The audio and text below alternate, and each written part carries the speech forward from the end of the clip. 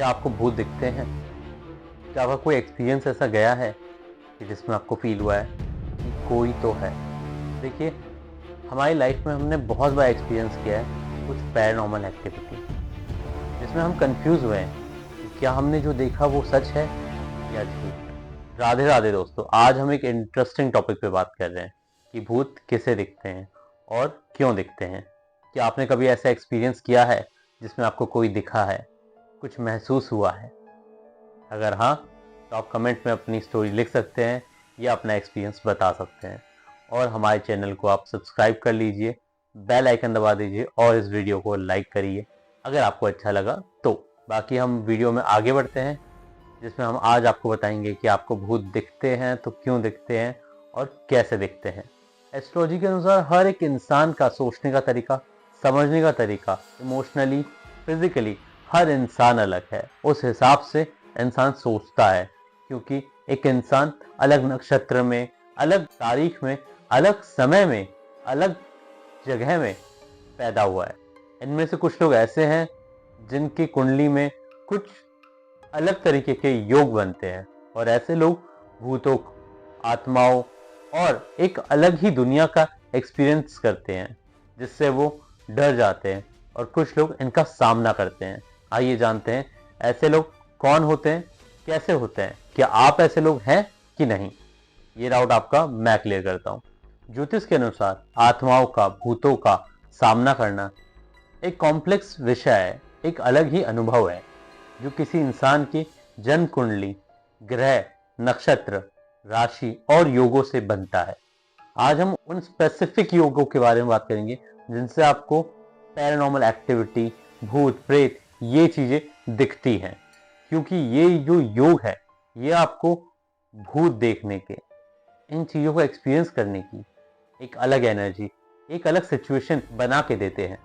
काल सर्प योग, ये जो योग है काल सर्प योग, राहु और केतु पे डिपेंड करता है। तो आपकी कुंडली में सारे ग्रह राहु और केतु के बीच में आ जाते हैं तो ये योग बनता है, और ये योग आपको एक्सपीरियंस कराता है कि आप एक अलग एनर्जी से कनेक्ट हो रहे हैं। ये योग आपके विचार धारणा, आपके सोचने का तरीका, आपकी एक अलग भावना जागृत करता है, जिससे आप ऐसा सोचने के लिए मजबूर हो जाते हैं। कालसर्प योग का मतलब आपकी एनर्जी डिस्टर्ब होना। अगर क्योंकि ये जो योग होता है ये आपकी एनर्जी फील्ड को डिस्टर्ब करता है, जिससे आपको पैरानॉर्मल एक्टिविटीज फेस करनी पड़ती हैं, आपको ये चीजें फील होती है। दूसरा योग चंद्र ग्रहण योग। चंद्रमा जब मैलेफिक ग्रहों से प्रभावित होता है या किसी दूसरे ग्रह के साथ डेविएशन हो जाता है, तब चंद्र ग्रहण दोष बनता है। ऐसे योग में इंसान की sensitivity, psychic energy, emotional energy बहुत हाई हो जाती है, जो कि इन्हें भूतों की तरफ, एक अलग चीजों की तरफ आकर्षित करती है, अट्रैक्ट करती है। और तीसरा हम देखेंगे राहु केतु की दृष्टि। राहु और केतु की दृष्टि भी पैरानॉर्मल एक्टिविटी की तरफ हमें आकर्षित करती है, हमें लेकर जाती है। राहु और केतु का प्रभाव इंसान की लाइफ में स्पिरिचुअली और साइकिकली बहुत हाई है। ये इंसान को साइकिक अवेयरनेस बहुत ज्यादा दे देता है, और कभी कभी इंसान को इनकी वजह से एक अलग ही दुनिया को, भूतों को, प्रेतों को अनुभव करने का, एक्सपीरियंस करने का मौका मिलता है। जब राहु और केतु की दृष्टि या उनका प्रभाव किसी भी प्लैनेट पर गिरता है, जैसे मंगल और चंद्रमा, इनके बीच कोई एस्पेक्ट्स या कंजक्शन बनता है, तो आपको ऐसी चीजें दिखाई दे सकती हैं जो कि दूसरे लोग नहीं देख सकते। और ये लोग कहीं ना कहीं एस्ट्रोलॉजी में भी अच्छे होते हैं, और तो और ऐसे लोग तंत्र क्रियाओं में भी जा सकते हैं। चौथा योग है शनि की स्थिति। शनि, सैटर्न एक कार्मिक और स्पिरिचुअल ग्रह है। जब ये प्लैनेट किसी इंसान की कुंडली में केंद्र में बैठता है, मतलब पहले घर में, चौथे घर में, सातवें घर में, 10वें घर में या फिर 12वें घर में, तो ये इंसान को कार्मिक स्पिरिचुअल लेसन्स के लिए आगे कर देता है। शनि की स्थिति इंसान को एक डीप स्पिरिचुअल जर्नी की तरफ लेकर जाता है, जिसमें इंसान बार बार अपनों को खोता है और जिंदगी का सच समझता है और शनि इसको बहुत बलवान बना देता है। और कभी कभी शनि इनको इतना आगे ले जाता है कि इनको भूत प्रेत वाले एक्सपीरियंसेस भी दिलाता है। 12th हाउस, कुंडली का 12वां घर, मोक्ष घर, स्पिरिचुअलिटी का घर। अगर 12वें घर में कोई मेलेफिक ग्रह हो या रेट्रोग्रेड ग्रह हो तो इंसान को अपने आसपास स्पिरिचुअल और पैरानॉर्मल एक्टिविटीज होते हुए दिखाई देती है और महसूस होती है, और ये इंसान उन चीज़ों में अपनी रुचि और उन चीज़ों में पार्टिसिपेट भी करता है।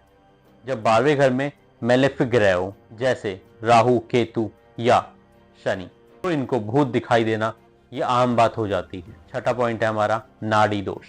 नाड़ी दोष एक ऐसा योग है जो जन्म कुंडली के विचार पर बेस्ड होता है। ये इंसान के अभी के जन्म और पास्ट की लाइफ से डिपेंड करता है, मतलब वो इन दोनों को जोड़ता है। नाड़ी दोष की वजह से इंसान को अपने पूर्वजों की एनर्जी का सामना करना पड़ता है।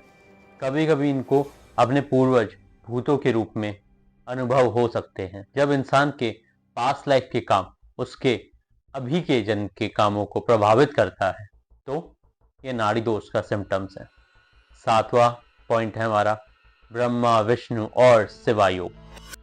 ये योग इंसान को आध्यात्मिक लेवल पे बहुत ऊपर ले जाते हैं, इतना ऊपर ले जाते हैं कि फिर उसे धीरे धीरे सब कुछ एक्सपीरियंस होता है, जैसे भूत प्रेत और भगवान भी। ऐसे इंसान को एक टाइम के बाद देवी देवताओं के भी दर्शन हो ही जाते हैं। ये थे कुछ 7 योग जिससे आप पैरानॉर्मल एक्टिविटी, भूत प्रेत, इन सब को देख सकते हैं या ये चीजें एक्सपीरियंस कर सकते हैं।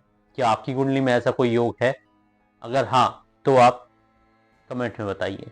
अगर आपकी कोई स्टोरी है कि आपने कुछ एक्सपीरियंस किया है और आप मेरे साथ शेयर करना चाहते हैं तो, और यहाँ पे आपको मेरा इंस्टाग्राम अकाउंट दिख रहा होगा तो आप मुझे वहाँ पे अपनी कहानी भेज सकते हैं।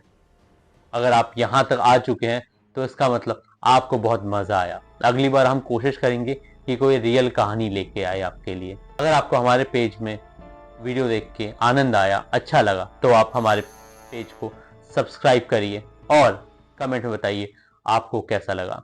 राधे राधे।